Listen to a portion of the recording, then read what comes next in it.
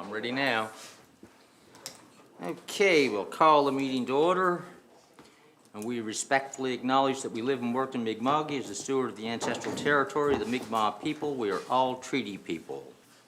Approval of the agenda and order of business. Any changes, additions? Tom, I think you wanted to add something? General comments at the end, please.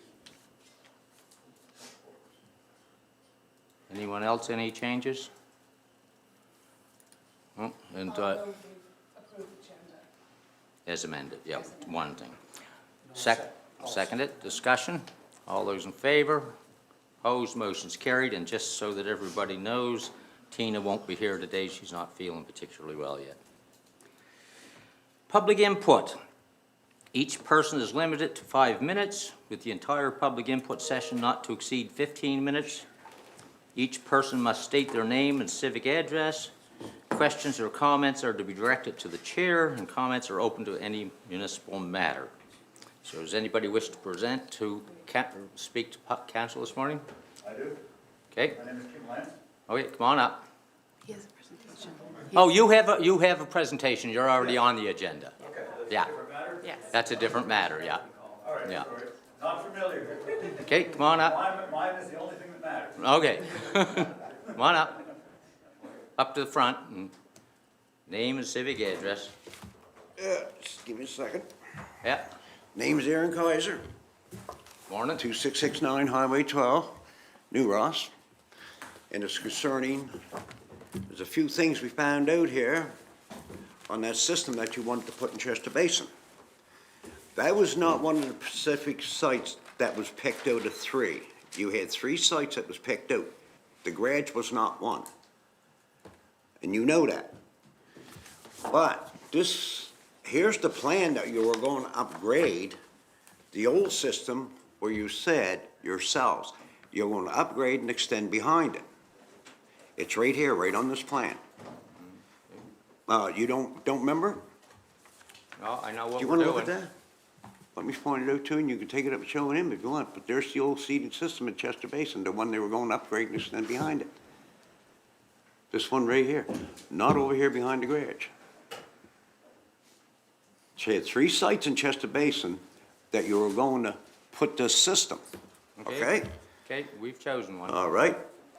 Now, CBLC, the big company in Halifax, his CBCL, I questioned him. I called him one day.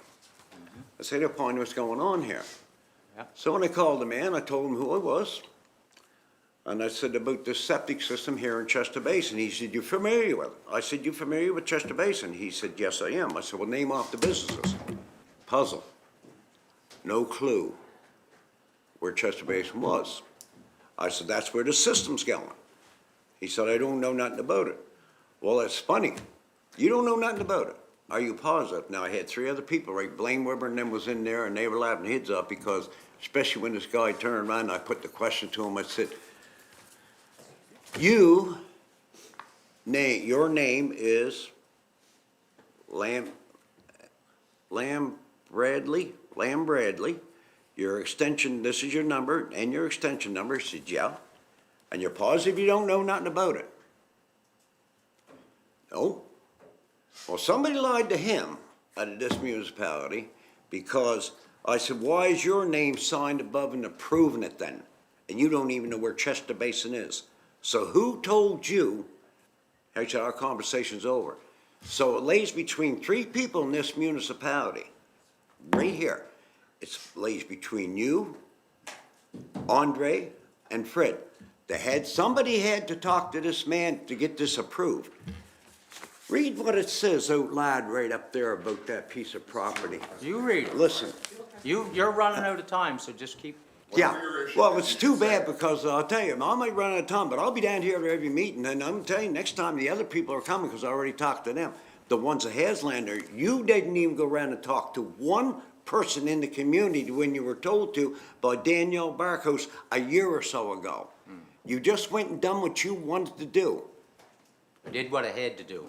No, you didn't. No, you only done it for one reason. We wouldn't be here today, but you done this here. How this all started was when the one that owns the shanty bought a piece of land up over the hill that he wanted to develop and put buildings up there. But the land was too wet and too rocky to do anything with. So you decided it would go behind the garage, perfect spot. But you thought you were going to get the garage, which you didn't, because now you haven't got enough land. States right here.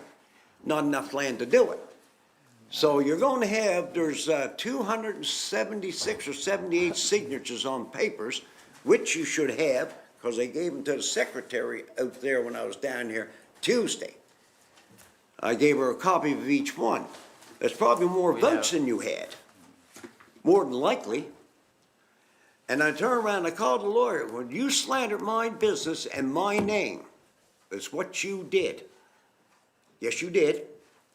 Do you want to see it? They also have copies. The girl should have gave everybody a copy when she photocopied it and passed one. But you slandered my name, my business. They called it the old Kaiser service station that's owned by Aaron and Michelle Kaiser. Wouldn't surprise me there wouldn't be some discrepancy when we go to more or less try to take the garage so you'd have enough land. Well, it didn't work, did it? Didn't work, did it, Al? I never tried to take it. Nobody, we didn't try to take your garage. Oh, it states right in the paper how you explain it. Maybe they should turn it around, but they had photocopied there last year, and maybe you should read it over. But he said, I can have you, as a civil suit, for slandering my business, my name, and my wife's name. And you know what? Yeah, your time's up. Oh, yeah, it's always up because you're scared to face the truth, but the I'm people. not scared of the truth at all. I know precisely Well, what I'm doing. you don't know what the truth is. Yeah. Yeah, but it will come out and it will be on TV. Good. 'Cause I get all the proof for it. I love TV, watch it every day. Oh, yeah. You're an idiot, you always was. You'll never change. Get out. What'd you say? I said, I'm get a out. taxpayer of this community. You're too. supposed to show respect, and you're not doing that. But you never showed no respect for the people in Chester Basin. Yeah. You never showed. Get nothing. out. Don't worry, I'll be back next week. You might be. What do you mean by that? Well, if you don't show respect, you won't be. Maybe you should start showing respect for Yeah. the people, the taxpayers of the municipality of Chester. I am. Instead of lying to everybody. I haven't lied to The proof anybody. is there that you lied. and I told didn't lie to everything's anybody. lied. We'll see you. Yeah, you don't like it, do you? Hurts. Well, Truth hurts, doesn't it? I've been dealing with you for a while. Truth hurts. What do you think? Does it hurt? Sure it does. Yeah. See you later. That's gonna be a tough act to follow. Whatever.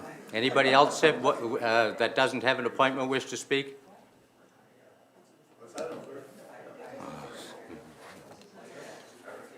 Okay, minutes of the previous meeting. April 23rd, errors or omissions? Motion to approve the. Second motion. I'll second that motion. I thought you moved it and she was seconding it. Forgot to hear these things. Any discussion on the motion?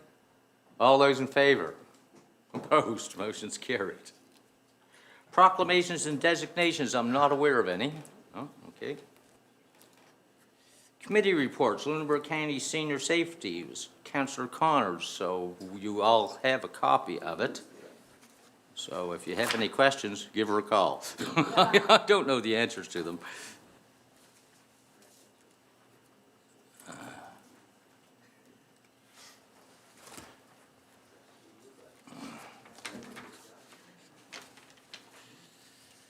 Okay, Kim Lance, Yes. come on up.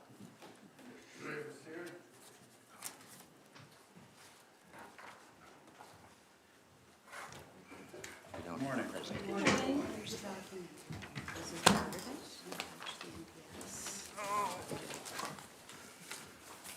So I'm not familiar with the protocol here, so you have to tell me when to go, when to stop. Yeah, I will.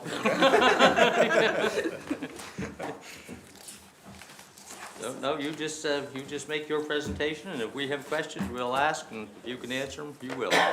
Okay, my name is Kim Lance. I'm the founder and owner of Quiet Waters Properties and another housing development called The Grant on Chester Grant Road. And we've got an issue that we would like to deal with. So going to start by saying good morning, Council, and thank you all for the opportunity to speak here today. We appreciate the time that you're giving to this matter. Our presentation today is focused on what we believe is a broader planning and policy issue within the current bylaw, land bylaw use. Specifically, we believe that modern mini-homes, not a great name, but that's a name that's still used, and modular homes should be treated consistently within the municipality's framing network in general basic zoning where there are no architectural regulations. But we are only looking to have that modified in the general basic area. Our position is not about avoiding oversight or avoiding any regulation. Our position is that the current distinction between mini homes and modular homes no longer reflects modern construction standards, modern manufacturing methods, or the reality of how these homes are built today.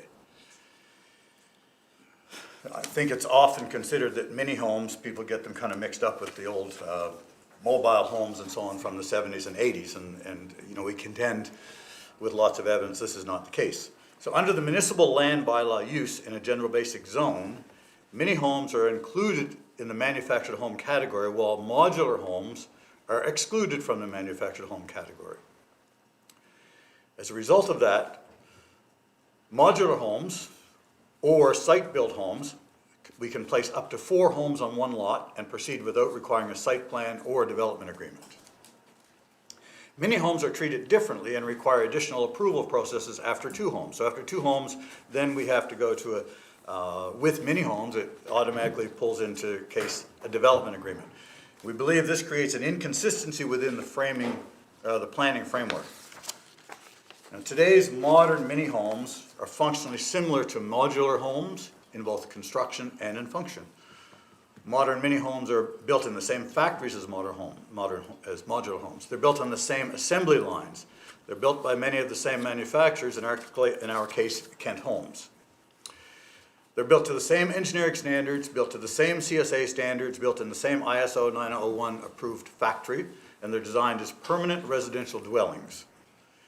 In many cases, the primary distinction is simply that a mini home is a single section modular unit. From a construction and safety perspective, modern mini homes and modular homes are extremely similar products. Now, the requirement for a development permit appears to be tied to the classification as a dwelling, classification of a dwelling as a mini home rather than the number of dwellings on a lot. Once again, if we can do 4 stick-builts or 4 modular homes on a lot without any approval processes except by the building department. But if we go to mini homes, then it triggers a development agreement. So 4 stick-built homes or modulars are permitted on a lot under current zoning. Why would 4 mini homes built to the same standards trigger a development agreement? If the concern is related to density, housing density, then the regulation should apply consistently to all dwelling types. If the concern is related to the built form, then clarification is needed as to how many homes differ from a modular home or a stick-built home. As an example, we had a permit rejected for a mini home, but we took exactly the same blueprint, crossed out Kent Homes, and said, I will stick-build this home, and it's instantly approved. Now, the stick-built home has whatever the builder provides as a warranty. It's not CSA approved, it's not engineered, it's not built in an ISO 901 factory. And because it is not CSA approved, is not mortgageable on leased land. And our developments are leased land. So with a mini home, it is CSA approved, so it can be mortgaged through a special program through CMHC on leased land or freehold land. So we could build the same home, exactly the same color, exactly the same blueprint and everything else, but that's not acceptable. That is not based on the current planning strategy or rules that we have to follow. So we believe the current classification system is based more on historical perceptions of older mobile homes rather than how modern mini homes are actually constructed. As a result, 2 very different forms of housing are regulated differently, despite similar construction standards, similar longevity, they last just as long as a stick-built or a modular home, and similar residential use. They're built for housing families. They have similar appearance and function. So we believe the planning regulation should reflect current housing realities and the current construction standards, and let's get away from the old outdated idea that these are house trailers. That's my part of the presentation. Okay, so just if I can summarize, what Yes. you're essentially saying is we need to change the bylaw to allow this to be treated in the same fashion. Exactly. Yeah. Yes. And I have to ask a question. We did send out some paperwork earlier. I don't know if Yeah, everybody's we received it. all And we have. did send a video. Was the video come through or not? I know there was some issue with downloading it. No? Well, that's okay. I think a lot of you have been in our development of quiet waters, and basically we were just showing that, you know, this is not an ugly trailer park. This is a nice housing development, very popular. It's one of the more successful housing developments in the municipality in the last number of years. Oh, yeah, and relatively affordable for people. Relatively affordable. Nothing is affordable, but relatively is the benchmark Cup of there. coffee's hardly affordable. Yes. Yeah. And I will say, when we started 7 or 8 years ago, our first home was $135,000. Now they're $280,000. But that is everything, including demand by COVID and manufacturing costs and Everything fuel else. costs, and everything is up, The world isn't the same place. except maybe our salaries may not be up as much. No, well, that part sort of stayed stable. Okay, I don't know, Garth, if you want to speak to that. I mean, I don't know precisely why we have it different, other than historically probably. Yeah, and so this, I mean, if council's interested, we could bring back a staff report. Council did have a similar report. I know. Over the last year, but if they'd like to reconsider it, we could dust that off and make sure it's updated and bring that back with some options. Well, I'd like to, but Andre, you want to speak? You were first, I think. Did you? It's okay, if you guys want to, and then if there's something to add from here, I can. Okay. Thank you. I'll just say that when we're creating bylaws or any kind of framework for developers, we always have to consider how it will be used outside of the immediate need. So quiet waters, as you say, and I agree, is a very well laid out development. You know, it's a real benefit, I think, to the area, and the people that live there, I think they're happy, and I think generally speaking, the development has been well received. As we create bylaws, we have to anticipate what others might do should we open it up. And the common issue that comes with these pre-manufactured sort of like single module homes is the repetitiveness of the form when you increase the density. And maybe in your development we don't have that situation, but if we were to expand and reduce the requirements for permitting, that's the threat that we have. And that threat is not one of quality, as you've cited accurately. Like, the buildings themselves are well built, they're built to the same standards as any stick-built house. It's one of character.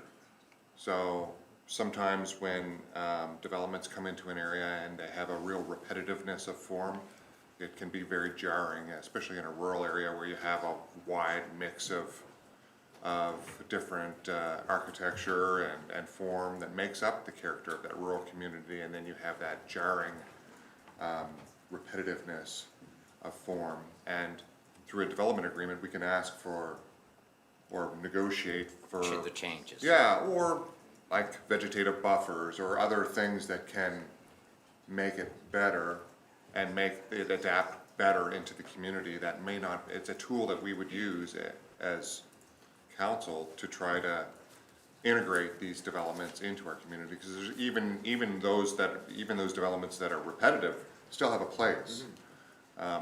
So I'm not saying I'm for or against your idea or whatever. If it's the will of council to revisit this topic, you know, I'm willing to revisit it with them, of course. But just from the other side of it, I just want you to make you aware what we're thinking about is that, you know, your development is very well done and tasteful and stuff, but not everybody is.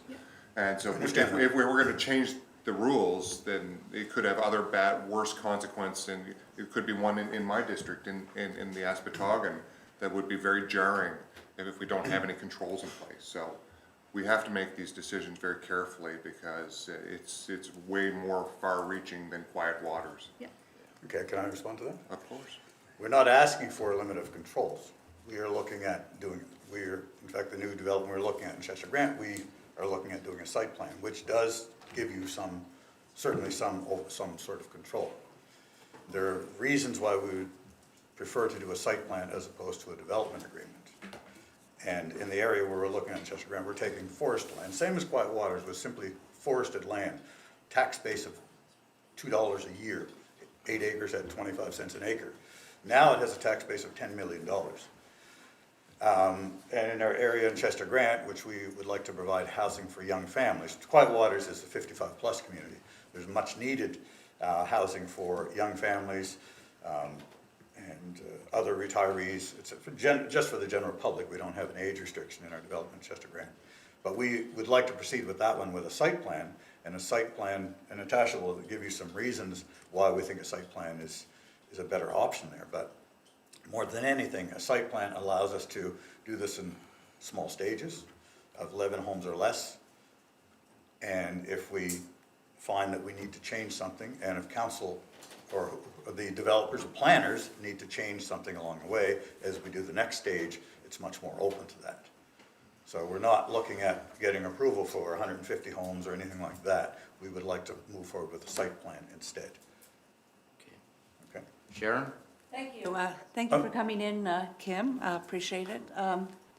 I know it's certainly housing is needed. And your development looks great as it is. The only question I have, I kind of looked online, and I don't know, maybe someone can explain. There had to be a reason why we had the regulations for mini homes. Maybe back in the 70s, they were a lot different. But I look, especially on the Kent Home site, and the construction standard for the mini homes is a different CSA standard than the modular, like the, Yes, that's correct. so I know they're all like high quality, energy efficient. So maybe someone can explain that to me. Maybe there was a reason that has a different code. Like there's CSA Z240, I don't know if our planner, and then there's CSA 8277. They don't mean a thing to me, but there has to be a reason for that code. I think Justin from Yeah. Kent Homes can explain that very carefully, very quickly. Okay. Well, the codes, like the CSA, it's basically based on the type of build, the type of manufacturing that's happening. So they are different because of basically just what that construction is. Now, I can't speak to the specifics of it. I could get, for council, if they'd like it, I could have sent to Kim and have the entire breakdown side by side. But essentially the construction, like I could speak on the materials, the construction, all these things are built in an assembly line, essentially. Yeah. So our modular home would be in front. It basically, the codes would probably apply, maybe the planner can even speak to the codes more, I'm not sure, but would apply to the type of finished unit. But nothing to do with necessarily Still meets the building code, that's the what exact same matters. building code. Okay, that's fair. Yeah. I can give you a very quick explanation of that. Isn't that identifier? An A277 is an incomplete home. A Z240 is a complete home. That's the difference. Yeah. Oh, okay. Okay, so an A277 is a home that can come in two pieces, or comes in with something Okay. incomplete. In fact, Okay. in Quiet Waters, in a few of our homes, we brought them in without finished countertops, because I was in the cabinet business and I made countertops. So that is an incomplete home. So then we have to install the countertops, and then the building inspector inspects it, and it's a completed home. So the home is essentially no different.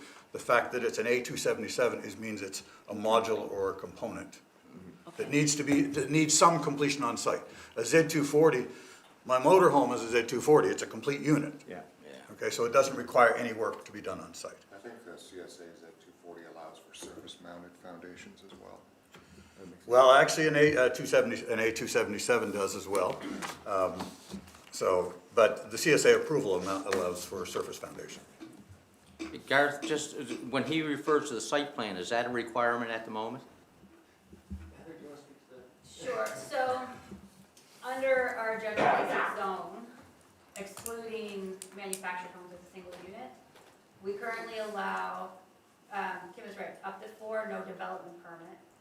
5 to 11, they go through site plan approval process, which includes some engineering. It does not include any architectural controls. We have 0 of those in the general basic zone specifically.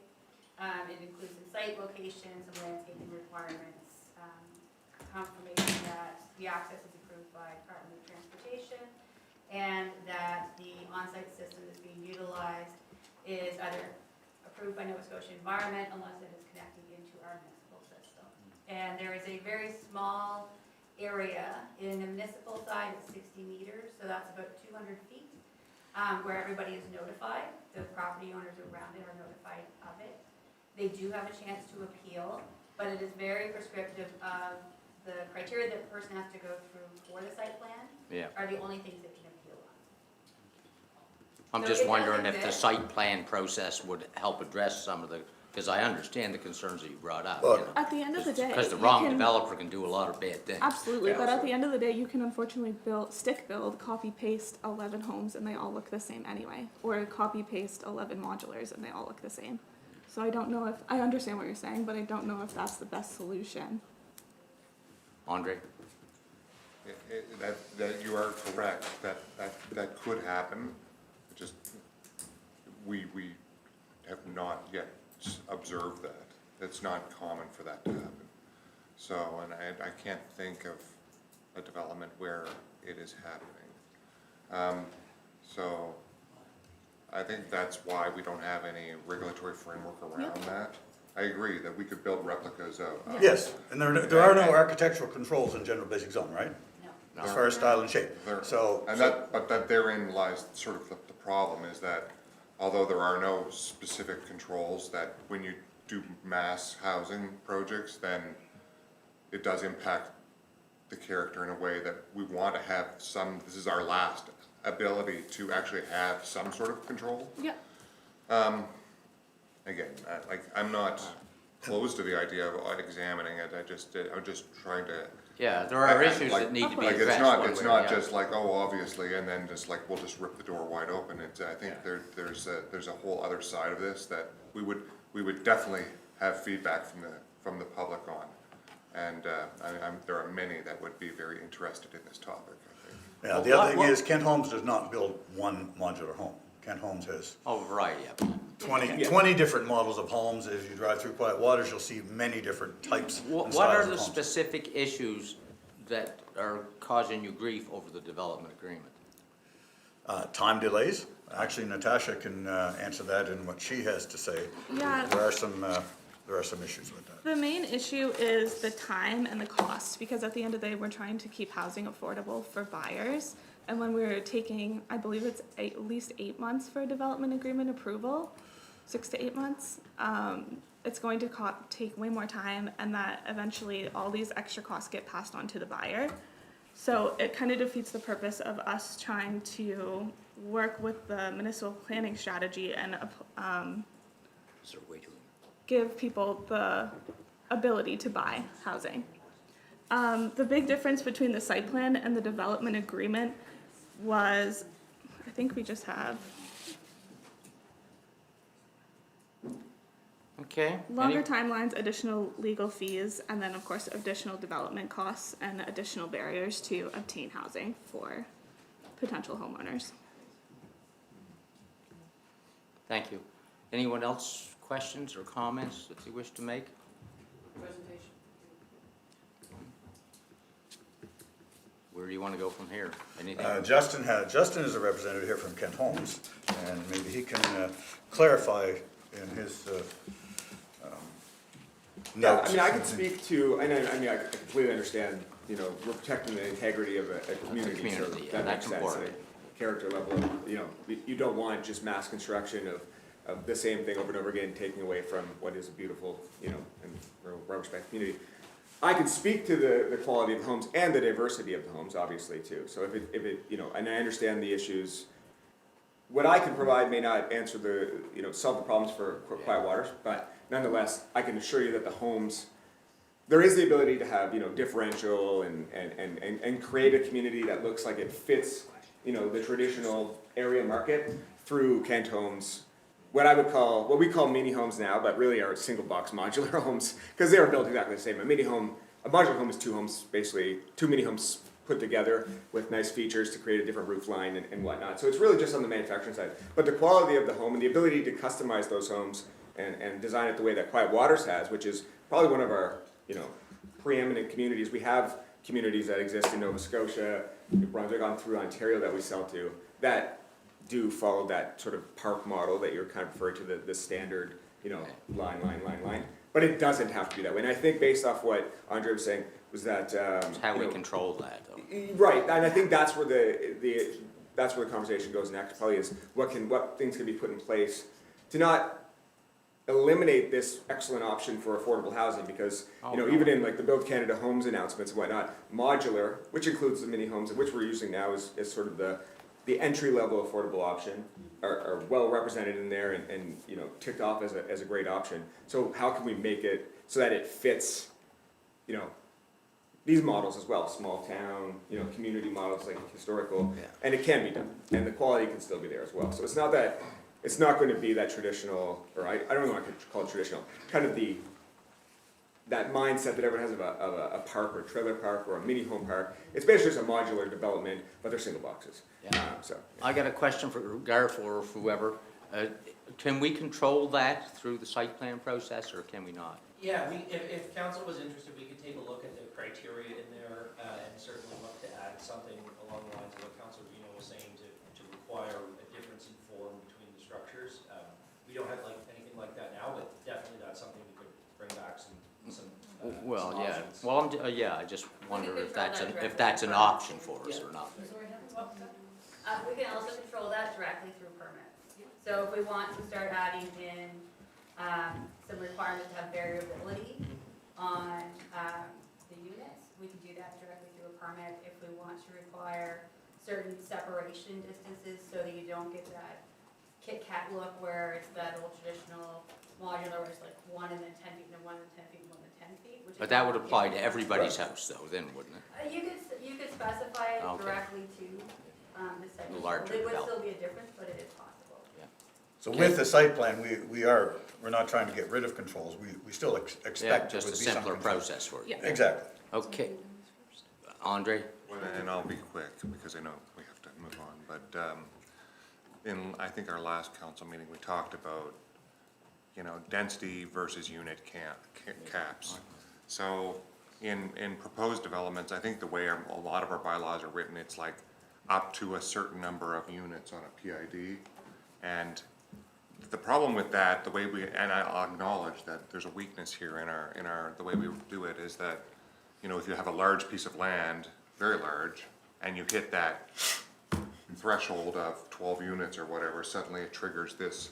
You could be on 80 acres, and you know, you have 12 units on 80 acres, that's very rarefied, you know, that's, you know, these are they could be very well spread out, and it makes no sense. And the same development could be on 2 acres, and they'd be subject to the same rules. And so I think council, if I recall correctly, we're interested in looking at the idea of density in terms of like, you know, trying to match the number of units against the amount of land.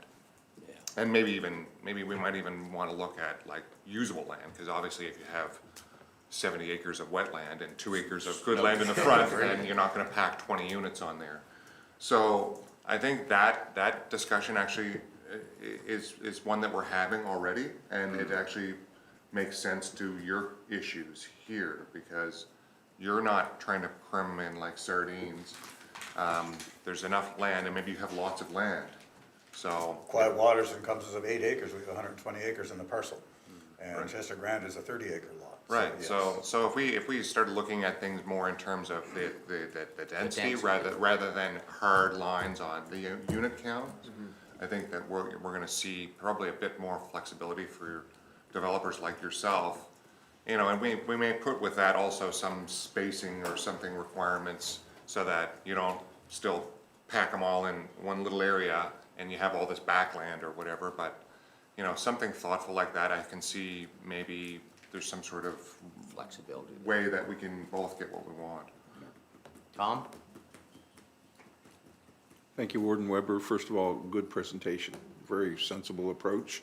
I'm prepared to make a motion that we ask staff to look at this and review what can be done, because I believe if we're talking about growth strategy, we're talking about community and affordability and everything, this is an approach we have to look at, modernizing some of the challenges that have been drug on for decades, and we need to look at this. I'm prepared to Well, make that I'd be motion. interested in finding out what changes we can make to the site plan process that would address these That's right. concerns. So therefore, there I make the motion. Yeah. Sure. Moved, seconder? Seconded, discussion? All those in favor? Opposed, motion's carried. Might take time, but Thank you. you talked us into taking a look at it. Thank you very much. There are times when I should keep my mouth shut, this might be one of those. Well, I mean, even if we wanted to, we couldn't change the whole damn policy. Yeah. I feel we've made some progress. Yeah, Thank you for your time. thank you.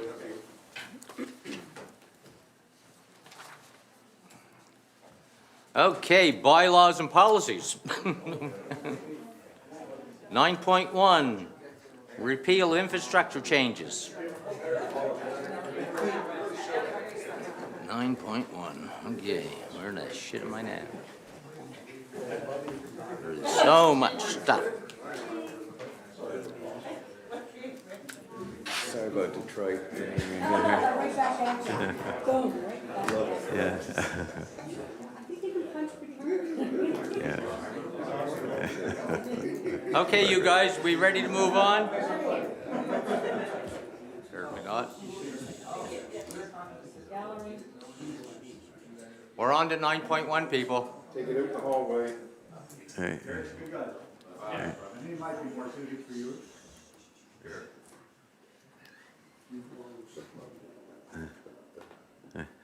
Two for two. Okay, Fred. Sure. This is a repeal of the infrastructure bylaw, basically to update one of the maps. We've done this twice before. We did it for Western Shore, one in Chester Basin, and now there's this one that brought an early report on for an extension to the Chester Commons area. And there's the proposed map is on a following page.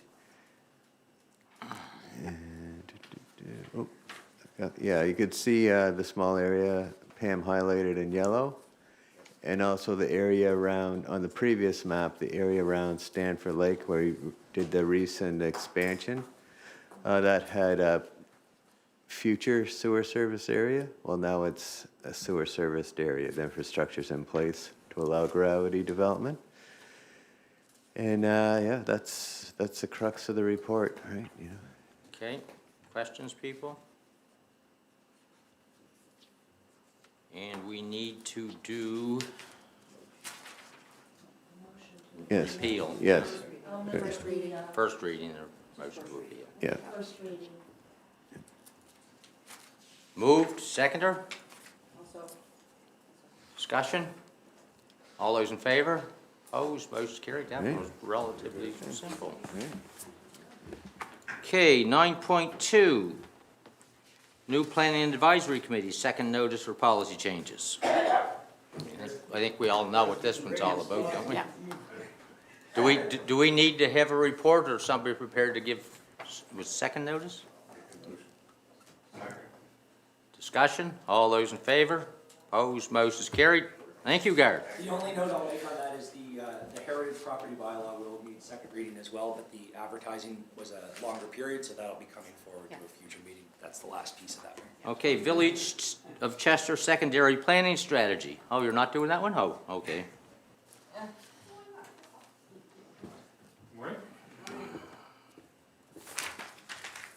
Okay, I So, understand this one pretty well, have too. before you, report on, decision for first, notice of intent to, sorry. Notice to amend. I have two applications, sorry. So the Heritage Society wants to do some commercial uses at the train station property.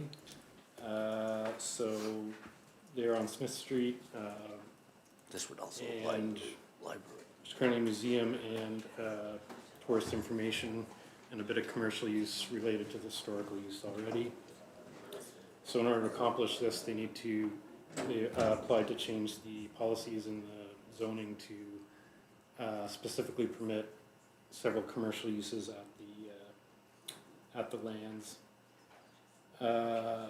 So the reason for that is in the institutional policies, it doesn't mention standalone commercial uses. So as with the Maple Cottage application we did a few years ago, council supported looking at this through a site-specific or spot zoning method. So changing it so that that specific parcel is allowed to do these certain commercial uses. So those uses are craft workshop, restaurant use, retail store, and expanded event possibilities. So we've also included in the draft amendments, council was showing a bit of concern with what might happen there if we allowed kind of blanket commercial uses. So we've drafted it to have it be specific to the property and to have it under the ownership of a nonprofit group. So if it were to change hands, someone couldn't just change it all into a restaurant. So we've accomplished that in this draft amendments. That's being recommended. So the actual amendments would add several sections into the MPS, just speaking to why council's made this decision and a few policies that support it. Very much in the same vein as the Maple Cottage we did a year or two ago for the benefit of partner organization, community organization. And then the changes to the zoning, basically we've created a new section in the institutional zone that speaks directly to this property and allows it, if there's demonstrated nonprofit ownership, those, I guess it's 5 commercial uses would be permitted. So entertainment, commercial places of entertainment, recreation, or assembly, so events indoor, and then one that's events outdoor, and craft workshop, which is the station master who works there. He does small work on historical artifacts and stuff, so we wanted to recognize that, as well as restaurants in existing buildings and retail in existing buildings. And just the one last piece is there is a caboose that's on the lands, I'm sure you're all aware, but just to mention that they're hoping they could possibly put restaurant or something use in that caboose. There's some major hurdles for them as far as like building permits and things like that, but so we've added, or within a stationary train car into the language just to make sure we captured everything. So yeah. Does anybody any particular questions or prepared to move that we give first notice? First reading. First reading? Tom? Thank you, Warden Weber. Through you to Paul, thanks for the presentation. I've had several meetings with these groups up at the train station and many discussions, and they have a vision. They have good, solid basis for what they're trying to do, and I'd like to make a motion that we move forward with this to make the changes as needed. Okay, first notice. First notice. Yeah. Seconder? Seconded by Andre. Discussion? Sharon? Yeah, I'll just make a comment. It makes sense, maybe they can do some things to make their organization more viable and, sustainable going forward. It does make sense, and I agree with the, comments. It's a nonprofit organization and things that need to happen there. And as far as the caboose, there is a restaurant in Tatamagouche that is in a caboose. It's quite the thing. They even have a little, you can stay overnight and whatever. Things can be done. I'm just saying, there is a possibility. So I support it. Andre? Yeah. I will say that I am in favor of this. I do have small reservations, just that we all, I think, recognize that the site stopping distance for this property is really That's the biggest terrible. problem. And should it drive, like, should we become victims of our own success here? You know, I can see this as being an issue, and we may have to do, it may require infrastructure improvements somewhere there, should this, you know, become, If it gets busy, yeah. yeah, or like when they do their farm market things and stuff like that. Crazy. It's very dangerous there, so I think in the future, we may wish to talk to Public Works about future infrastructure, whatever we can do possibly with, well, I don't think transportation's gonna come to the table with much, but what we can do on our own to try to, Improve it, yeah, that's my only concern. I recognize the need for this from a policy standpoint, but there is also a bit of a negative as well. Councillor Cooling. It's not the first time we had this table, spoke about the traffic calming and the potential there. I mean, we've already had many discussions and many meetings regarding that. So it has to be in the forefront when any decisions have to be made. You know, how much more traffic will be going there, what traffic calming lights. I mean, we discussed it in the past, but we need to consider it moving forward. Thank you. It's already an issue, yeah. Any further discussion? All those in favor of the motion? Opposed, motion is carried. Thank you. Okay, amendments to MPS, remove policy related to archaeological, community development, and recreation.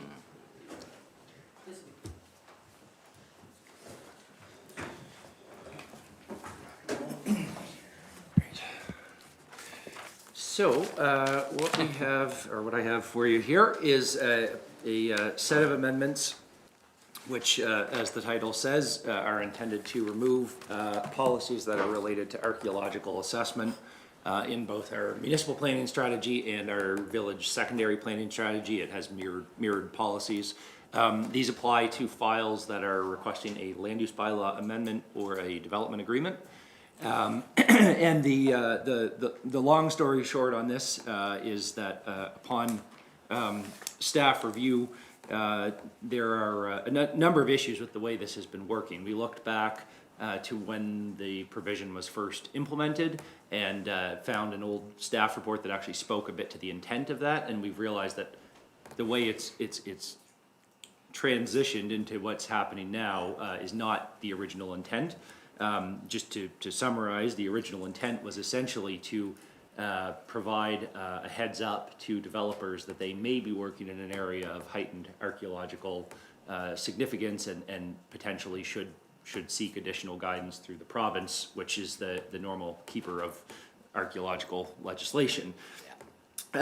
What we've found has happened in practice is that when we get a proposal for a site development, we would send that to the province, to special places. They would provide us with some emailed comments, which in some cases had quite a bit of specifics and in others did not. And they intentionally keep this data quite close, and it's not publicly available to avoid people going in to, mess with potential archaeological sites. So it makes sense.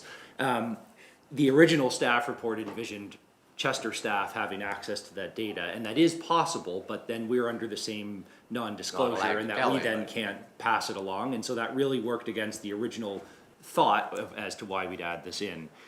So what's resulted is it's created a bit of what I call kind of red tape for developers. There's been cases where the comments back are relatively vague, but they are still recommending additional further study be done, and that is at the applicant's cost. And that can be very expensive depending on the site. It involves professional archaeologists being on site and doing groundwork and testing. And the final piece to why this is being recommended for removal is that also upon review and discussion with the solicitor, it doesn't appear that the Municipal Government Act explicitly gives us the authority over archaeological. So particularly in the case that we were potentially looking at rejecting a project solely based on archaeological policies, that could put us potentially in a poor position in terms of an appeal, that kind of thing. So for all of those reasons, staff are we get rid of it. recommending that we remove it. It's the amendments themselves, which are at the back here, are fairly straightforward. It's really just deleting a few lines to remove those. If council had any questions, I'd be happy to do so, but we'd essentially be looking for I should also note that this file has come directly to council because we don't have a PAC currently in effect. That's So as correct. we discussed a couple of weeks ago, in the interim, we didn't want to cause a delay, so any files, so this hasn't been to PAC, but it has had a PIM and otherwise follows our standard process. So we'd be looking for A a motion to recommend and first a- reading. And potentially a date for a public hearing. Yeah. Andre? I'll move that we move this forward for first reading, and I'll just make a comment as well, that I have experience with this in my day job, you know, working on a site of 3.5 acres that had been developed for maybe 150 years and heavily worked, and, you know, with housing and septic fields and all this stuff, and those had all been then excavated and removed. And then because there was a requirement for a development agreement, then it triggered this requirement for an archaeological assessment, which, you know, we're already looking at lands that have been worked and reworked and dug up and put back, maybe Sewer system. like tens or even 100 times over their lifetimes, and then were required. And I think the comments we received back from the province were so vague and in nature that basically we were nearby water or something, so we could have some artifacts, and therefore we should then do more studies on this piece of land. It just, it shows the sort of weakness in our policy, and I think that for those reasons, I'm glad to see this go. So. Moved and seconded. Discussion? All those in favor? Opposed? Motion is carried. And Thank you. If council was happy with it, I believe we could have the public hearing on, it would be May 28th before the council meeting. Sure. If that works, that would, we get the Yeah. advertisement out We're this week. here anyway, we might as well do it. Great, okay, thank you. Okay. Thank you. Okay. 10.1. Business facade program. Morning, Council. Morning. Okay, so the first thing that I have for you today is the Business Facade Program. So this is a follow-up to a policy and strategy session that we had, I believe it was in January, it's listed on here somewhere, to go through the Business Facade Program and the proposed approach that we were suggesting. Just as a reminder and going back here, the Business Facade Program has been mentioned as something we should be doing for quite a number of years, most recently in the Community Beautification and Revitalization Plan that was approved in 2025. So we have this now ready for approval. At the policy and strategy session, there were two pieces of direction that council provided that have been incorporated into this approach. The first one was, instead of having a blanket statement that indicated that this was open to any zone that allowed commercial activity within the municipality, the direction was to provide a series of maps within each of the hamlet areas so that we would very clearly identify where this would apply. So those have been provided. They should be there in your package. And the second piece of direction that was given at the policy and strategy session was the fact that we wanted to make it very clear that priority would be given to those businesses who had not received the program in a previous year. What we have put in there is in the previous, I believe it says 5 years, so we would be giving priority to people who hadn't received this for the previous 5 years. So those are the two changes that have been made to the program. Otherwise, it's the same as was presented during our policy and strategy session. The one additional thing I will add is we have this would be funded through the Economic Development Reserve, and we have suggested that the initial funding for year one would be for a total of 10 projects at $5,000 each, for a total of $50,000 from that Economic Development Reserve. So that's the program for your consideration. That's it. So you're looking for? You moved it? Absolutely. Seconded? Do we have a seconder? Oh, sorry. Andre? I think Tom seconded it, but discussion, I guess. The maps are helpful, and I just want to discuss the intent here, I think, is to provide this welcoming facade from our roadways and sidewalks and all this stuff, which the maps do adequately show the areas which we hope to make this improvement. Yeah. The only thing I would say is that some of these properties are very deep.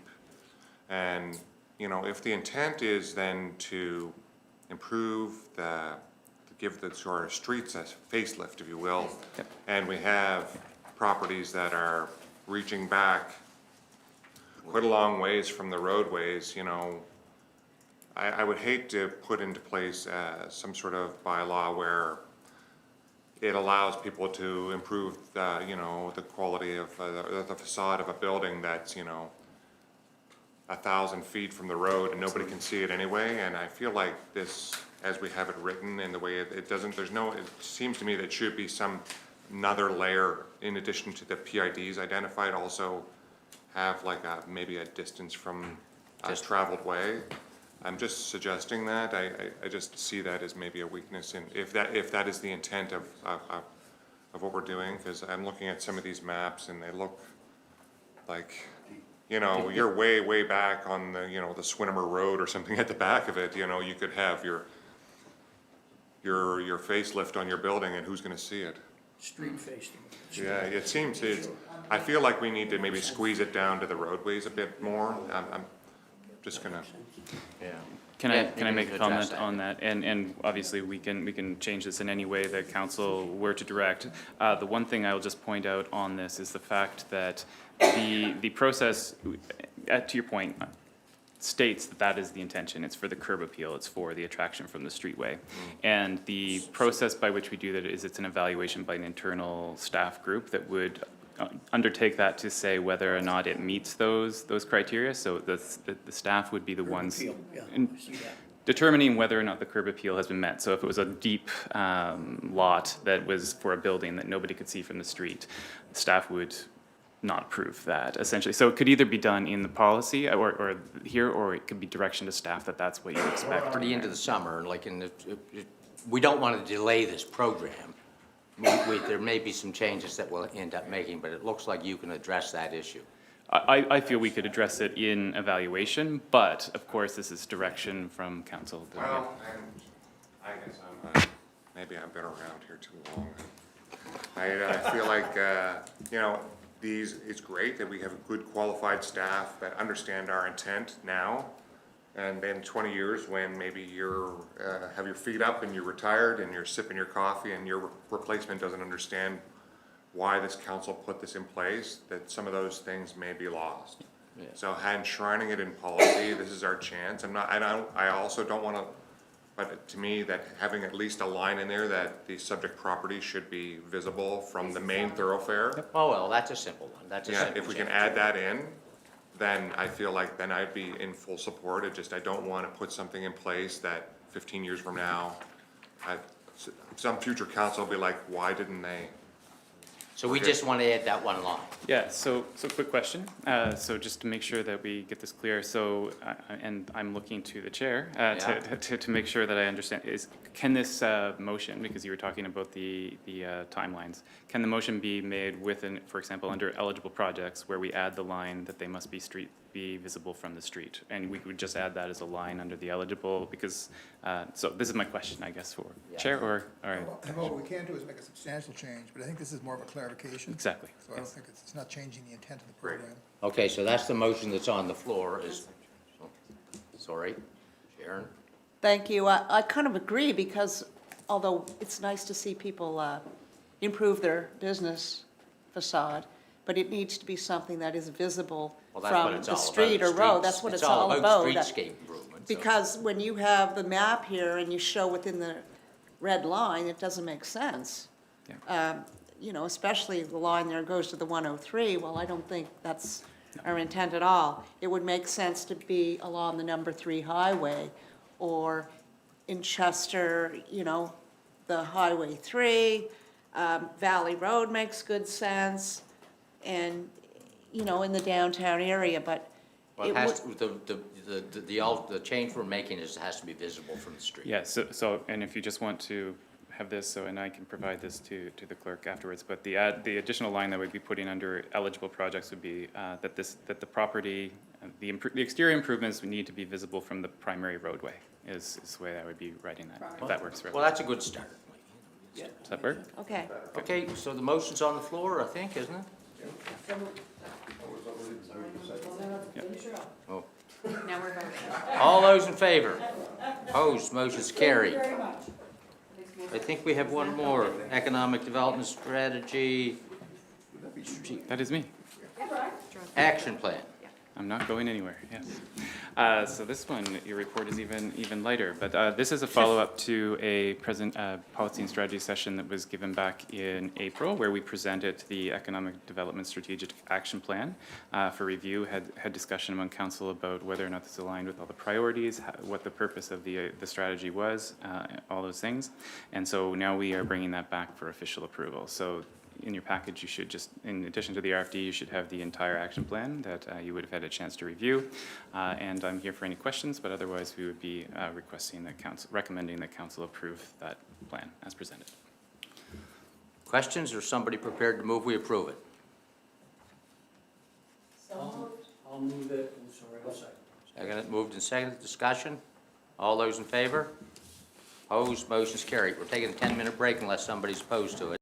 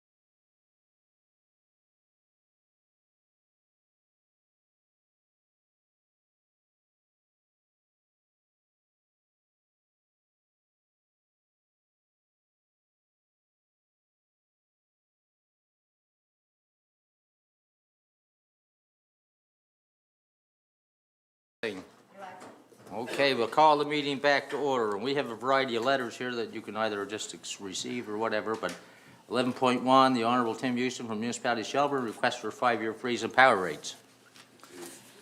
Received? Okay, 11.2, letter of mayors and wardens, village chairs from the Honorable John McDonald, legislative amendments. Received, yep. Okay, 11.3, letter for council from Howard Developments, read Chester Hills sewer connection fees, process concerns, and request for council reconsideration. That's a little more complicated one. So, I don't know who, Did you want me to speak? yeah, you can speak to it Yeah, somewhat, because sure. it's complicated too. Yeah. So we have, internally, we've reviewed the concerns in the letter. And from staff's perspective, we have worked collaboratively with the developer on this development. And in terms of the administration side, we haven't been able to come up with any specific instances of the long delays. But on the fee side, Mr. Ewer's feedback was received on May 2023, and he addressed that in the letter. And that was prior to the development of the infrastructure charges bylaw, and it was considered as part of the development of the bylaw. So council was aware he's proposing the same fees as he did back in 2023. And this bylaw applies across the municipality, so it's for anyone who's connecting into the sewer system. And it's important to note too, especially with developments of this size, and Fred, you can jump in. It's not cost recovery in terms of the fees that we're recouping from the per unit basis. It's subsidized in terms of a big development, and that we're trying to balance with the policy affordable development along with the overall burden to the taxpayer. So this one in particular, we've done research when we went into the pricing that was proposed and accepted by council around what is jurisdictional scans around who charges what in other areas, especially in HRM and other rural areas. So I don't know, Fred, if you wanted to jump in and go to that one. A few quick ones. And since our discussion on this, we reached out with some other municipalities, but, you know, HRM for their sewer is just around 6,100 for single, and then 4,100 for the multi, which is close to what we have. Truro is 5,000 per unit. If there's a sidewalk in front for the reinstatement, it's 6,500. There's 3 areas in County of Kings, 2 are 4,000, one's 5,000. So there's a lot out there, and other municipalities are interested in developing the same, because, you know, the model is growth pays for growth, right? And we do invest, of course, with the larger developments and where it makes sense in our wastewater areas. But we feel we're in line with several others, and those that don't have something similar, they should really look at it, in my opinion. Okay. Abdallah? Yeah, I just have a question, Fred.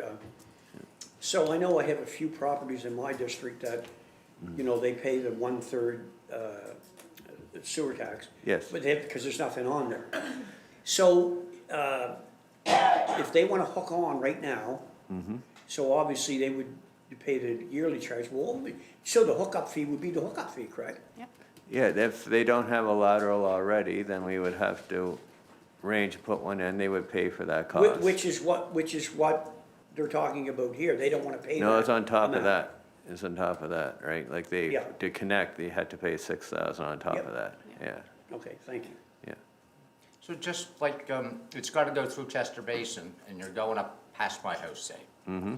If I want to hook on, I pay $6,000? Yeah. That's, Yeah. okay. And what helps us with that is we're putting in all the laterals as we go, so there's none of this extra cost, and that's covered under capital. Yeah, And those who need to hook on can do so, right? yeah, Yeah. yeah. No, we don't seem to be, right? And we came with different options, and some do it, and some are higher, and so, yeah. Some are lower. Yeah, it doesn't really recover, but it Oh, no, helps it costs us with the millions and investment. millions of Yeah, dollars it's to investment, right, so, yeah. Andre? No, I would just say that generally, I think our fees are about on par with other units that are offering Those are similar good. services. Yeah. There's always variation of course. But I think even if we were to somehow lower them, then the costs to build and maintain this infrastructure will still be there. And, Have to charge you know, something. I think it actually may even put us in jeopardy of being challenged by those existing users that they're, in a way, subsidizing new development that they don't benefit from. So, like, I think it's kind of bad policy to lower the infrastructure charges and then Have to put it on the operating cost. yeah, expect the existing users to shoulder that burden. I think, you know, in our time here on council since about 2013, when we brought in the universal sewer charge, we've done a lot of work to try to harmonize our charges and come up with something sustainable. I'm glad that we actually have a fund and a reserve there that didn't exist prior to that time. And, you know, I think this is smart. I think we should probably leaving it as is and giving it some time. If we find, for example, our reserves are somehow building some radical rate or something like that because of hookups or something, then maybe we relook at it. But at this point, I don't think that's gonna be the case, and I think this is gonna be, I think, a reasonable thing. And I think the developer in this case also made reference to the cost to do on-site sewage versus the cost to hook up, you know, just the charges. And there are obviously pros and cons to both, you know, this is most developers favor, you know, The ability. a hookup where, you know, that's one responsibility that is now shouldered by another entity. Yeah. And, you know, that's a big relief, especially when you're in a big housing development thing. You can have abuse from your tenants, you don't have direct control. So I think that there are all kinds of intangible benefits to hooking up to a municipal system versus an on-site system that you have to maintain in perpetuity. So, I'm inclined to sort of just say thank you for your comments kind of thing, and I think we're gonna just continue on with our land use bylaw as is. Abdallah. Yeah, and I mean, you know, he's a businessman. Oh, yeah, yeah. So I mean, it's like anything, you know, you'll ask for the moon and hope you get Earth. Yeah. So, I mean, I don't blame the guy, No. but that's just what, yeah. He was worth the shot. Yes. Okay, so it sounds like we don't intend to make any changes, so we just thank him for his letter and tell him that we're continuing on with their current system. Okay? Okay, so I'm on to 12.1, I think. When I have to step away, our firm was hired to do a stormwater study on this project, so. Okay. Let the minutes reflect that Councillor Vino was declared a conflict and the reason for it. Okay, 12-point planning matter, East River Village Development Agreement. Okay, yeah, so what I have before you is a staff report and a draft development agreement for a project that's been dubbed East River Village.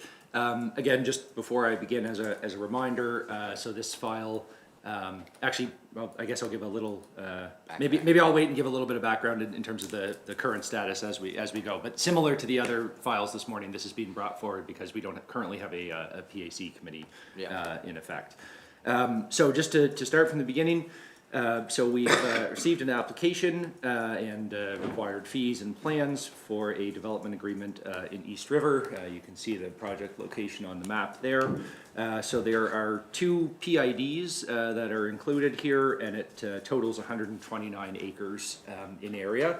There's one significantly larger pit and then a smaller piece that will be used primarily for access to the site. In terms of the project site itself, the lot was originally created in 2005 as a result of a previous subdivision to create lots on the water side of the 329. So this site is on the inland side of the 329. There doesn't appear to be a long history of significant development or land use on the site. We don't have any permit records, and it appears there's an existing woods road. It appears it's been used for gravel and quarry operations, that kind of thing, in the past. There is a wetland on the site about halfway back. It's about 2 hectares in size, and as we get into the plans later, you'll see that that has been buffered from as required under our land use bylaw. The zoning for the area is general basic, and that is within the rural character area of the municipal planning strategy. And that is why this project is going through a development agreement. So the general basic zone states that the development of more than 12 dwelling units on a single PID go through a development agreement. What has been proposed here is a total of 249 single unit detached dwellings on the 130 acres land. And when we get to the site plan, you'll see that they are spread out quite significantly through the site, so they're not clustered or anything like that. Let me see here. So just to speak about access to the site for a moment. So there an approval has been received. So Highway 329 is a provincially owned and maintained road. So the applicant has received an access approval for a single access to service the development. The initial intent was to seek a second access, have 2 in and out sections. Unfortunately, the secondary access was unable to meet the required stopping site distances that Nova Scotia Public Works requires due to the curvature of the road. We had several meetings with them to discuss were there any options, including requiring vegetation to be cut down to improve those distances, but unfortunately they were not able to issue an official approval for this as a day-to-day access point. So what we've done, or collectively with the applicant, is to maintain and upgrade that existing Woods Road. It will be gated, and then it will be available as an emergency access or egress. So that is a benefit. We'd like to see a second access point, and given the constraints from the highway, this seems to be the best proposal that we can get.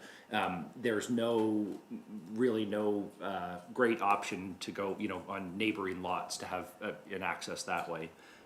There is also, and I've noted that this is not a condition of the development agreement, but there is also an intent to pursue a future access from the rear of the site across the Aspatagan Peninsula to Parkwood Drive, which is the D&D base. That, again, is, from what we understand, going to take a while through negotiations through the federal Defense Department and that kind of thing, but that has been expressed as a desire to create that connection. So we have, a single approved in and out right now, an emergency secondary access, and potentially a third, but we should be reviewing this agreement based on the single and the emergency that exists today. Similar, or as we do with all our development agreements, we have some policies around landscaping and screening on the site, so that is included in the draft development agreement. This development is proposed to occur in phases to allow potentially for it to occur over a number of years. And so the way we've worded it is that the landscaping for each phase has to be complete within 36 months after it's begun, so that the intent there is that, you don't have the folks that move in first feel like they're living in a construction zone forever, that their sodding and landscaping and everything like that is done within a reasonable time. We have setbacks built into the development agreement, so it's a 7.5 meter setback. It's roughly 28 feet from any property line for structures, so that's a pretty significant setback, even in our rural areas. And there is also a 5 meter non-disturbance area around the perimeter of the site, and so that's where no vegetation is to be removed, and that will provide screening from adjacent properties. Currently, the majority of the adjacent properties aren't developed, but if they were in the future, this would create some separation and screening there. In terms of roads and parking, so currently the internal road network is proposed to be maintained as a private road network. The plan does show a minimum right-of-way of 20 meters, which is, if there ever was a desire to come to council and talk about having a road turnover, the right-of-way is the baseline that you need, and then of course road construction on top of that. But as it's written in, it's proposed to be maintained as a private road network. sewer and water infrastructure, so there are no municipal services in the area, so it's proposed to be served through a series of on-site systems. The proposal is that a single drilled well will provide water to 2 homes, so 1 well for 2 homes, and then an on-site septic system will provide service to 4 homes. So each home would have their own septic tank, but the septic field is shared by 4 collectively. And those would all be approved by Nova Scotia Environment at the time that permits were sought. So before you get a building permit, you're required to show that you have an approved on-site septic. Yeah. Groundwater supply, so that's another common topic and something that we do have policies for. So we have received a level 1 groundwater assessment, which was prepared by a qualified person. This was prepared earlier when the unit count was at 142 units rather than the 250 that are proposed today. The applicant also submitted a series of calculations with example water usage from a variety of different household sizes. The intent there was to show that the metrics that these water reports are based on are about 15 years old, and so that with current fixtures and usage patterns, it may be that there's a difference there. However, staff, not being qualified groundwater professionals, weren't prepared to just accept that. And so where staff have landed in terms of the recommended action is that prior to each phase beginning construction, a level 2 groundwater study would need to be conducted solely for that phase, and speak to and just as a reminder, level 1 groundwater is a tabletop. There's no wells drilled. They're looking at existing wells in the area and the rates and the geology under the site. The level 2 is where there actually are test wells drilled, and they do drawdown rates to actually prove there is water there to support the development. So that was the negotiation that staff have come to with the applicant as things are written now, is that we have this groundwater level 1 for 142 units. That doesn't cover the whole site, and therefore each phase will require a level 2 to actually prove it before those units are built. The other potential advantage to that is that, let's say we got to phase 6 and all the studies had been good, but the phase 6 study said, nope, there's no more water. Well, it's Then allowed the changes development things. to get that far. It doesn't stop it entirely from building anything, and it's going to be, Abdallah. Just on that, so will this allow, this level 1 groundwater, allow them to do phase 1? No, they'd still They need, still need the when they phase- come in for permits for phase They 1, need they'd still need a level 2 level for 2, phase okay. 1. Yeah, that's right. Thank you. That's right. Yeah, no, great question. So in terms of the phasing, and I won't go through all of this here, but there are essentially 10 phases proposed. Each phase contains a number of dwelling units. The majority of the phases are 20 units, at least up until phase 6. And so we have timelines associated with each of those. So basically, within 2 years of the date of this agreement, if it is signed, phase 1 has to begin. And then it has to be complete within 18 months of the start of construction. So each phase has to be complete within 18 months. Again, the thinking there to keep the development moving and not keep a slow build of units, and your existing residents are having to deal with that. So the phases are outlined here. The only note, I guess I would say, other than what we've talked about there, is that in some of the later phases, so phase 4, we see the creation of the first green space recreational area. So there are 5 areas shown on the plan that will be maintained for green space and recreation. Initially, the applicant was proposing specific programming for each of those. We recommended to generalize those and then leave the programming to their discretion in the future. So there were talks about, pickleball courts or all those kind of things. This way, it essentially establishes those areas, but the infrastructure and programming would be left up to the applicant. We also, and this is included in the phasing here too, there are 2 fire ponds proposed to provide on-site water for firefighting purposes. Those have been discussed with the local Blandford Fire Department chief. So the first pond is shown on the plan. It's down in the corner near Highway 329. The second pond comes in phase 5, and the location will be determined with the fire department. And that allows us to hopefully, have that in it. If one's here and it's a long, narrow lot, they may want another one to provide, surety of access in a need. So just to speak to the units, the dwelling units themselves, so as I mentioned, they're proposed to be detached, single-unit dwellings. And the intent is to provide, as we've heard this morning, attainable housing. This will not be subsidized or deeply affordable housing, but the applicant is doing their best through some of the design mechanisms here to keep the costs, to the end users as low as possible. So we'd expect it to be in the market range and hopefully maybe towards the more affordable end of that market range. This isn't being marketed as a retirement community, but we would expect from the unit types that it probably would be desirable for new homeowners as well as folks looking to downsize, but it is, open to anyone. Open to anyone, yep. And the ownership model is proposed to be a condominium, so it's what we call a bare land condominium. So the lands under all the land would be owned by a condominium corporation. The roads and the maintenance would be handled by them, and the units Structure themselves itself. would be owned by individuals. That's right. Yeah. Yeah. I think last piece here, so there was initially in this design, there was proposed to be some commercial space as well. The hope was to attract a doctor's office and a pharmacy, as well as have some apartment units above. Due to the loss of the second access point to Highway 329, that had to be removed. Taken out for now. It just didn't fit, and due to the traffic that would come in for that commercial use.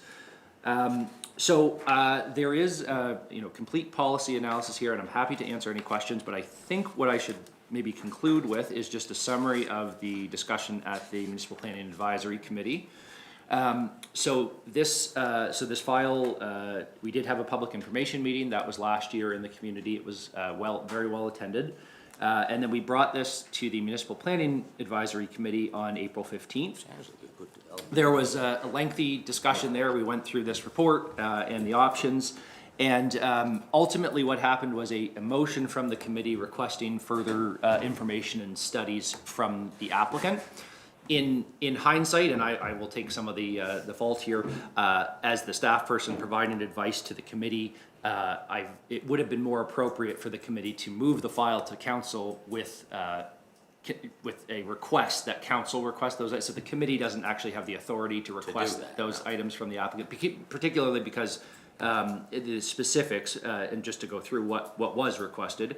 So they were asking for an updated groundwater level 1 to cover the whole 249 units. They were looking for, so we received as part of the application a traffic impact statement. So you might hear traffic statement versus traffic study, and there is a difference. So a traffic impact statement is, both are done by an engineer, but a traffic impact statement is estimating the amount of traffic that this proposed development will generate. So it's trips in and trips out, and they use a variety of formulas to estimate that based on the units and those kind of things.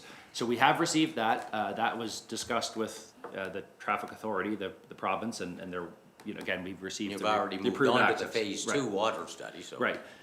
But the committee was looking for a traffic study.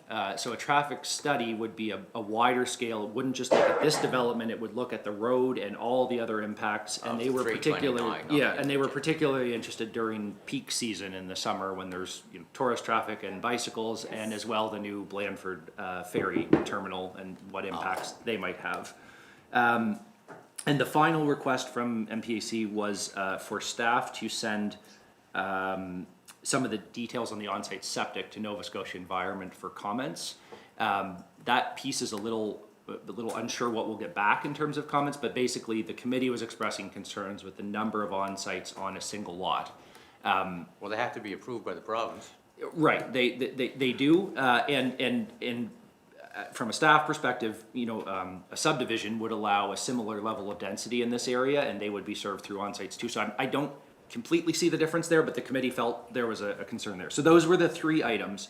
But again, based on the fact that those are, significant cost and potentially significant time delays in terms of the traffic study if it needs to be done in, say, July or August to capture that peak season. So in hindsight, I should have suggested that the committee move it forward with those recommendations. And in the interim, since that meeting, the committee has been disbanded as we restructure. So I advised them of that by email, just to let them know that this was going forward. I didn't want anyone to think that we were doing anything out of sorts. But I did want to mention that to council. So council certainly does have the ability to request any of those items or all of those items or additional items if they feel they're required to make a decision. The staff recommendation does remain positive, that council give first notice to enter into the development agreement. And again, that's staff feel comfortable that the level 2 groundwater before each phase will address that portion of it. The traffic study, it's a tricky one. Well, it all depends on the summer and the day. Right, and we don't control that road, so the ferry terminal is completely outside of our control, and so asking the didn't do applicant one to right. provide a study for that, when the traffic authority has said the road is okay and can handle this new traffic, there's a question there, are we exceeding our authority because we're not We're the not traffic even authority? involved in that. And our zoning allows it, right? So and we've heard in the previous weeks, there's a discussion maybe on large rural developments and some future work, but as it stands now, this is all, laid out in policy. So I know that was a lot. Happy to answer any questions. I think you've covered off all the bases myself, but that's, anyway, the recommendation is to give first notice to enter into the agreement. Councillor Bremner? Thank you, Warden Weber. I do have some concerns. I mean, it sounds really nice and it sounds great, but I have concerns and my history. I mean, a second egress to get off that property. We saw what happened in Tantallon. I mean, a gate's great, but if that gate's locked and people need to go, you either smash the gate or something. It becomes very, They would have a key, I would say. and Yeah. it becomes, well, who's got the key? And it's that. Traffic concerns me and the water. I mean, I'm a big proponent for cisterns. Where there's limited water, you should be considering putting some cistern systems in to. But they're doing the phase 2 water study. Yeah, I realize that, and times change, things like that, so we do lots of studies and things change quickly, so I'm not sold on this quite yet. I mean, I have to be honest, there's a lot of challenges here, and it's a great number, 249 or whatever it is, and phases, and, is the money is a big issue if the partners are all there and those kind of things, so, thank you. Thank you. Anyone else, any questions or comments? Yeah, I agree with Councillor Bremner. It is a big development. I know I sat on the Planning Advisory Committee, and they really wanted updated water assessment. I mean, it'd be awful to approve this, it goes ahead, and then they're coming back and we have no water. Water's an issue. So I think that committee, I know they can't make a recommendation. They did want updated water study. But they're doing phase 2 and they were only doing phase 1 prior to. Right, so, and that's something for council to discuss. So, so the committee was looking for an updated level 1, which would be that tabletop study to indicate that there would be a likely potential to serve the development with water. Unless we made a change, so let's say council agreed with that and they wanted to request that. So if that was the case and then we went forward, the level 1 would come in and show 249 units based on, those surrounding well logs and whether there was a likely chance. Before construction began, they would, as things are written today, they still require a level 2 study to be done. Which is for even that more broad. Which is for that specific phase, and involves test wells and drawdown rates to say not to say there's likely water, because that came up at the committee a lot. The level 2 will prove there is water before it's built. Yeah. So it's, it's a discussion of council to consider, what meets the policies here. If you're gonna do the level 2 before each phase, that's more significant information, better information than an overall phase 1. It is, yeah, and there was, Yes, that was definitely part of the discussion. So, I believe the way this is written now, no units would be able to be built without having proof that there is Of water water, yeah. to support them, right? So the question is, do we want to put more up front or at the permitting stage? Well, it's at the permit, well, whatever. Anyway, so what are we gonna do, people? Oh, yeah, for me, I remember it's not as good as it used to be. We had a public meeting on this, and the public really wasn't too thrilled with it, from what I understand. Well, is that a correct assumption? It was a challenging meeting, for Yeah, sure, yeah. yeah. There were some folks that were just looking to disrupt, and then there were a lot of folks that just had legitimate concerns and questions. Which were basically on the water type issues and things like that. We also, I'd say water, traffic, and community character, again, the size. You know, and I try not to do this in a way that's, you know, seen as argumentative, but we've heard that this is a high-density development. It's not. It's a large development, but it's on 130 acres. So it's a half an acre per unit roughly in terms of that. And that's very typical of With setback what you see through a requirements and subdivision. vegetation, Right, vegetative but it is, buffers. but to be fair, it is a large development, that's true. Absolutely, yeah. I guess where I come from is our plan allows that, and we're talking about wanting growth and development. So unless we have policies to say we don't want large developments, which we Well, it currently meets the don't, requirements as far as I can see. that's staff's take, yeah. Yeah. So where are we going? Are we gonna, I should say that the applicant is also here, so if council had questions that they wish to pose to him, I'm not sure if that would be helpful or not, but, if you have a question, yeah, are you prepared to answer questions if we have? Whatever you guys like. Yeah.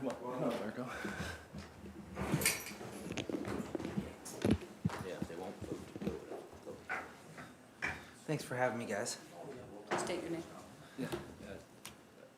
So this is Marco Ferro, and he's the applicant on the application, yeah. So you had a question, Tom? Yes, thank you, Warden Weber. Thank you for joining us.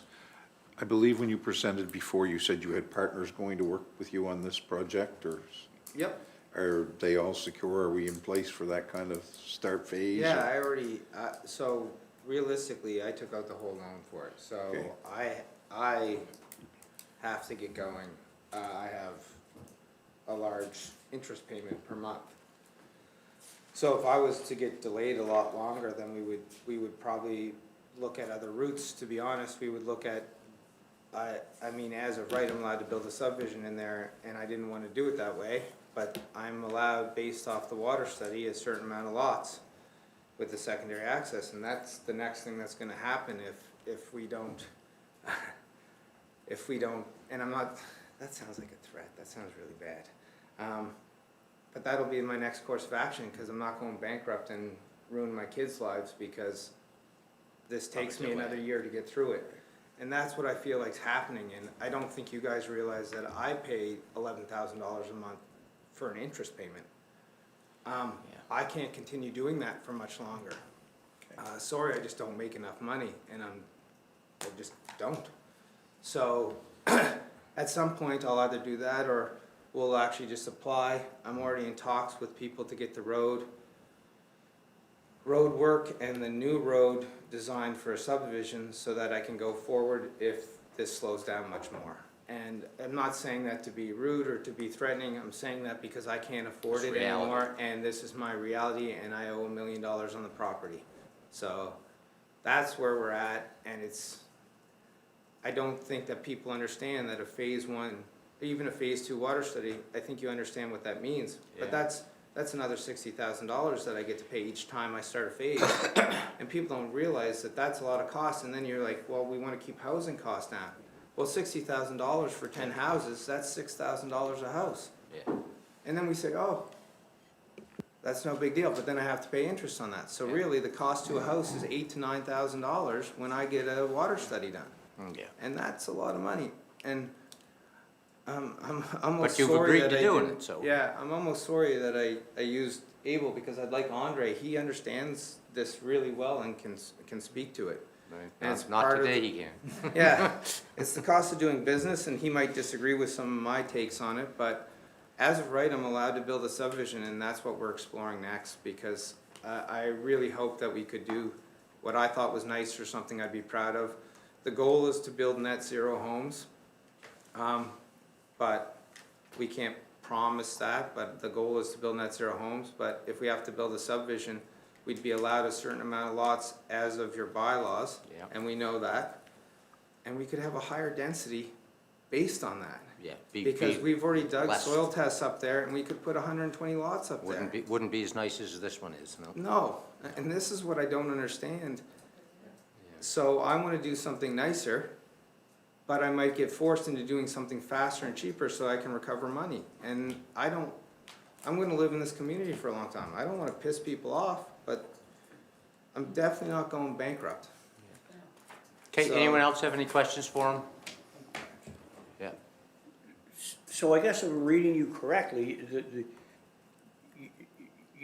even though Gar spoke about a level 2 groundwater study, is that something you're interested in? Oh, it's part of this agreement, he has Well, to. that's Part what of I'm the saying. agreement, I have to do it. Yeah, okay. I'm just telling you, that's what really happens. Yeah. When you do that, and I pay somebody $60,000 to come out for 10 houses on the phase 1, then that's, has to be passed on to a house, and No, now, part of the cost. yeah, that's a hard cost. And then if I pay for it at the beginning, you know, by the time I get the money back, I pay interest on it, you're looking at $9,000 by the time that's all done, because I'm gonna pay 15% or 12% interest on a construction loan.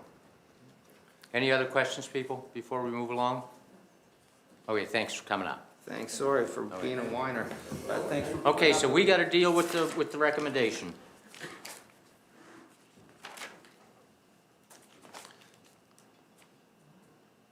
Unless we wanna do something different, that's, So, yeah, so I think council's options would be to give first notice, request further information, or, I guess, make a motion for first notice and defeat it.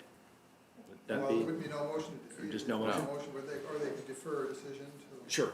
For further, I mean, or we could, if we need legal advice, because I'm not so sure that there's much grounds for us to reject it.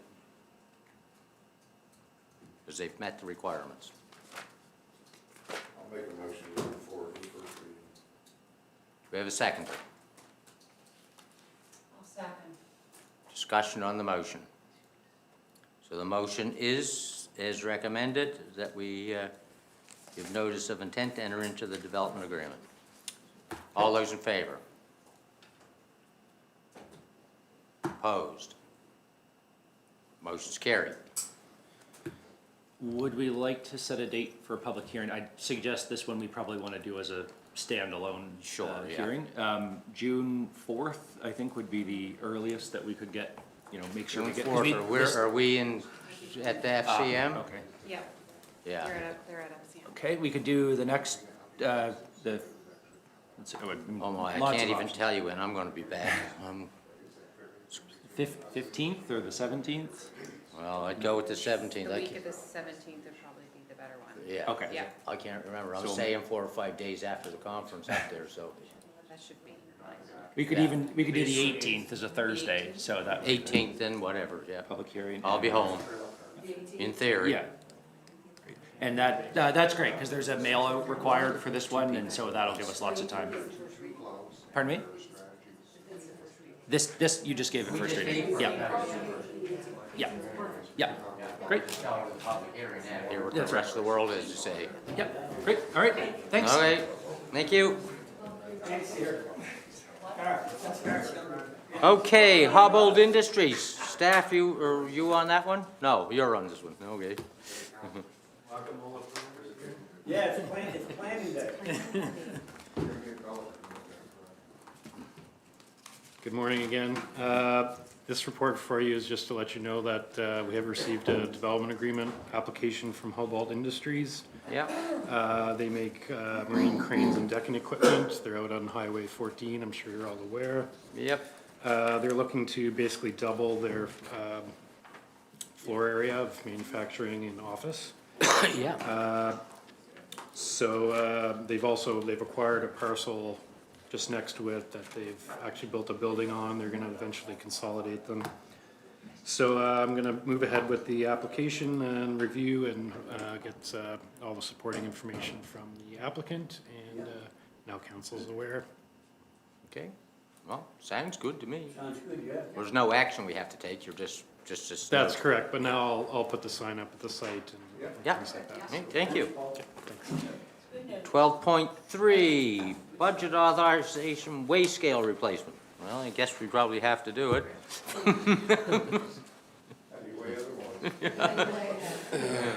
So I'll keep it fairly short. I think the report hopefully was relatively explanatory. It's unfortunately, it's, a lot of the underside brackets and that are fairly corroded. Been there a while. It's been there a while, and since we had scheduled it to be tentatively replaced next year, I think after some consideration of what we're seeing on the scale and what the structural assessment says, like the recommendation from both sides basically to proceed, go forward now and replace it sooner rather than later, just given the state of the corrosion on the underside of the structure, so. So we need to replace it, so recommended that we allocate $300,000 out of borrowing to supply and install a new waste scale. What are we gonna do? Second. Discussion, all those in favor? Opposed, motion's carried. Oh, sorry. Oh, I didn't, you moved it, so I just assumed you were done with it. Not that it matters now, but discussion is the part where we discuss. So, the problem with when we get requests from the landfill and our operation out there, which is important and I think we all support, is that it's really hard as a decision maker to understand the context between our expenditures and our business plan. This has been a long-standing issue, and I think in this budget it really highlighted the need to have like a capital asset management plan and an integration of that with our strategy for running the landfill as a business. And this is my opportunity to sort of make that message back to council and staff that I feel like this is a super important thing that we've been missing. And if we want to rely on the revenue of the landfill as a non-tax form of revenue to run our municipality, we need to start bringing this information forward in a way that isn't fragmented. Because currently we get these requests and it's like, it's in a vacuum. Oh, the scale's worn out, we need a new one. Well, I mean, okay, of course, we're gonna replace it, but I don't know what it means in terms of our business continuity. And so that's my message back. Of course, we support replacing the scale, but I feel like we need to have regular or some sort of ongoing report of how we want to operate our business in terms of asset management, because there's all kinds of assets we have out there, and how that relates to our business. And so that's the message I want to make. This is my opportunity to make it, I think. Yeah. Okay, and I think we have that, it's on our agenda to do, we just haven't, it's only been a couple of weeks. It's pretty crucial. Okay, Sharon. Thank you. Things happen, unplanned. This is something that, when they investigate it, it needs to be replaced quicker than we expected. It would be no different if it was a compactor that went down. You gotta have it for a landfill, so what do? Say, oh no, I'm sorry, we can't replace it for 2 years. I mean, this is necessary, so we have to do it. I agree, having a capital asset managed plan is great, but this is something that I don't want to beat anybody up to say, well, it shouldn't have came here, it's all of a sudden. I mean, there are unexpected things that happen. The motor can go out of your vehicle and you either have to replace it or, Quit driving. you don't drive anymore. So Okay, I'm just going we're to done. say, Councillor Vino, really, you should be more careful with the equipment. That's not really appropriate, and it makes it appear that we're all a little bit immature here, so I think we Banging on have is to. not right, no. Clarissa. I think to Councilor Vito's defense, he's not saying that this, it's a one-time thing, and now you brought it potentially to our table, and we have no choice but to say yes. It's just a We broader are discussion. confirming that, but I believe that if there's an opportunity to create a business and have a business component within the assets we have, and making the landfill an actual viable business. And I think that point No, should be and I made. think Thank you. if I may, just real quick, I think all the points are fair, and we are taking back, and we are trying to, we are working towards that, and certainly take the point that, yes, I would prefer to have a little bit more planned out, and that in some respects, you're seeing some of that in how this particular budget, some of the presentations, there's certainly more work to be done, for sure. Yeah. And your point is very well taken in that regard, so it takes a little bit of time just to develop all that framework around, so. Yeah. Who's second? Councilor Bean. And I'll just jump in again. Thank you, Councillor Coolin. My point again. The point again is that these sorts of decisions have come from now for a long time, and sometimes as a decision maker, when these decisions come, like, okay, we need a new excavator and we need a new 40-ton excavator, whatever, you feel powerless to say anything other than yes, of course. And of course, equipment breaks down and we have to fix it. Nobody's ever saying that we wouldn't, of course. I think what I'm trying to suggest is that there are equipment that comes on a life cycle. That's asset management in a nutshell. We can plan for routine maintenance or replacement of equipment. And then what does that actually mean to our business? You know, if we're trying to make our business prosperous, and I think in general, the taxpayer in the municipality of Chester is interested in trying to find non-tax sources of revenue. This is our real opportunity that we have that many others don't. How do we change the way we look at the landfill from something that's just a service that we offer to something that's actually a generation of wealth for our residents? And I think that's in a nutshell what we want to see go. At least I would like to see going forward. How do we change that? Tom. Thank you, Warden Weber. I'm going to touch on a couple of things. First of all, we all get passionate because we have interests and want to see things done. I think this is part of our challenge as a council, is to get caught up and move forward in new ways because the world has changed so fast. The landfill is not the only one that I would feel that has come to the table that we are trying to work to build with a relationship to put plans in place for years to come. Things do happen, but I do also agree 100% with Councillor Vino. This is the opportunity with the landfill. Communities around the world have developed wonderful opportunities through landfills and process of the right management of waste to be profitable, to keep taxes down. We did it this year. We were smart. Our residents need to understand, we don't sit here just wanting to spend money. We sit here trying to manage it and construct it that it is beneficial to them through the businesses such as that Scott's managing. Leadership is so darn important.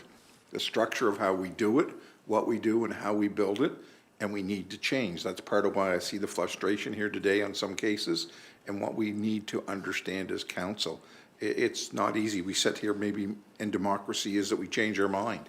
We saw some samples of that today where things have been presented that we have to think about. You know, we talk about one thing, we can't talk about it and not do something. So I encourage that staff continue to do the job they have, and we have to make priorities as we do it. So it is important, and I thank everyone's input. I think that's important. Thank you. Abdallah. Yeah, thanks, Scott. I just on the plan that you come forward like with. So I don't know if you've even looked at this, or it might be part of what you're gonna present, but you know, now we take our own garbage. If you're a ratepayer, it's basically no cost. So I'm sure you'll look at that aspect when you're looking at it. So, okay, Yeah. You look at everything. Yeah, thank you. There is a market assessment, I will say. Yeah. Okay, thank you, Scott. Okay. Okay, thank you. Thanks, Scott. You got it. Okay, 12.4, operating grant application, Forest Heights Student Council, Community Development and Recreation. Chad's not here, so I'll present this one on his behalf. In November, council gave direction for the Forest Heights Student Council to come back through our operating grant process to apply for their Falcon Fun Day, and that's what this is. Normally, it would be included in an overall application package. However, their Fun Day is happening before our next council meeting, which is on, so their Fun Day is on the 25th, and our next council meeting is on the 28th. So we're looking for council's approval to grant their request of $2,500 in the form of an operating grant for their application. So, Seconder? Seconded. Discussion? All those in favor? Oh, sorry. Well, you didn't have your mic Yeah, on, so I okay. did. Didn't we not tell them to get it in early? We had this discussion out there and they've kind of Yeah. dropped the ball on their part because we did tell them not to wait till the last minute. And I remember that discussion out at the school that we had with them. So just education to people, don't jam us. It's very tough to do that. And Yeah. I think if you know ahead of time, you have to plan. As we said earlier, it's about a process, so thank you. Any further discussion? All those in favor? Opposed, motion's carried. Now, to the very best of my knowledge, I am on to, you had some comments you wanted to make, Tom. Thank you, Warden Weber. I just wanted to let the public know that a number of colleagues and myself traveled to Yarmouth to the NSFM the last couple of weeks.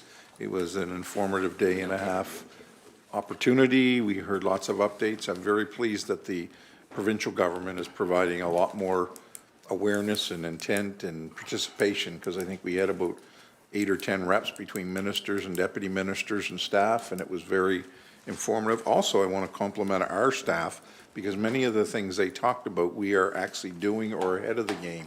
And I feel very confident, yet a lot of residents think we don't. We are. When you look at the 49 municipalities, many of them are struggling with many things that we're addressing and dealing with, which is good. Second point, I had the honor on behalf of council to present another 100-year-old gentleman from our municipality, a certificate from the municipality, Mr. Stuart Carver from Chester Grant. I presented it at the Chester Legion. He had a wonderful turnout. He was very thankful. Our MLA presented a certificate to him.